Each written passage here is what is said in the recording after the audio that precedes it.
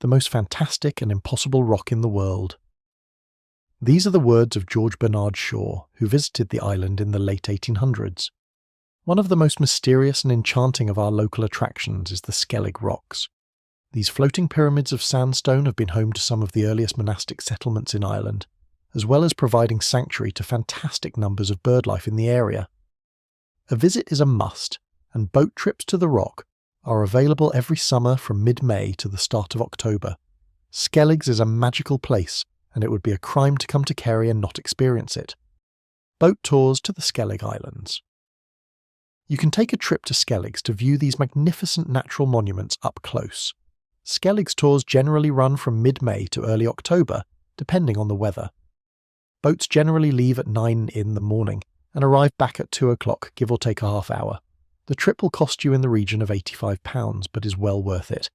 If you've got sea legs, you have a distinct advantage since the seas can get quite choppy from time to time. But after climbing up and down 618 steps, most people build up quite an appetite.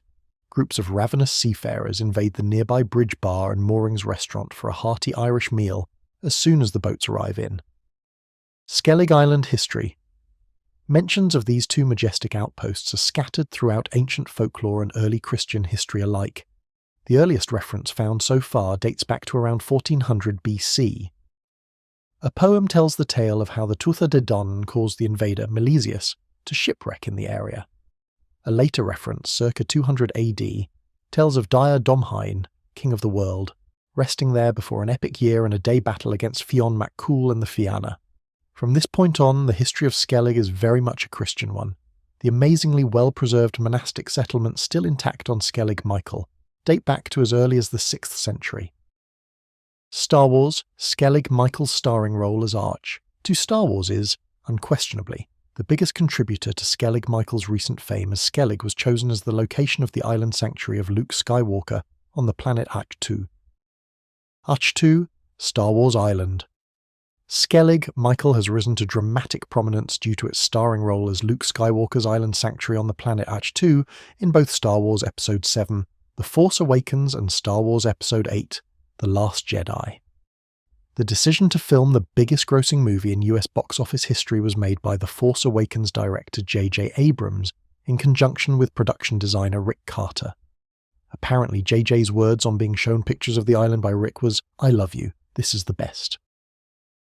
The Force Awakens filming on Skellig was an incredibly brave decision on the part of Lucasfilm given the risks associated with regular people getting to the island, much less an entire film crew.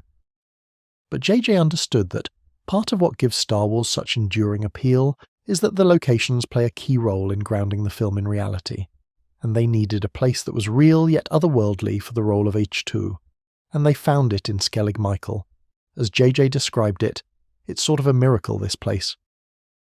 The Last Jedi writer, director, Rian Johnson, took over the helm for The Last Jedi and set what a significantly larger amount of the story in the Ahch-To location as Luke Skywalker trains Rey in the ways of the Force. Accordingly, shooting on the island for the amount of time needed would have been excessively risky, and so a number of locations throughout Ireland, such as the Inishowen Peninsula, Cian Sibyl in Dingle, and Crookhaven in Cork, were used as stand-in locations for parts of the movie, with only the most iconic and spectacular footage being shot on Skellig Michael itself. Star Wars tourism.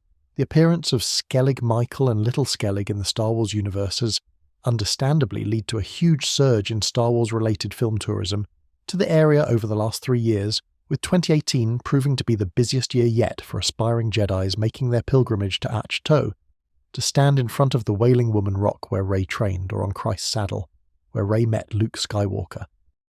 Skellig Island wildlife and ecology.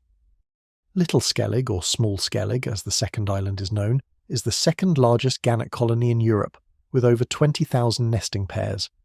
Other species such as cormorant and varieties of gull also inhabit the island. Skellig Michael itself is home to a wide variety of birdlife, including the iconic puffin, who is strongly associated with the rocks. Most recent estimates put the puffin population at around 4,000, and, if you want to see them, it's best to come as early in the season as you can, as they migrate off the island traditionally on August 7th.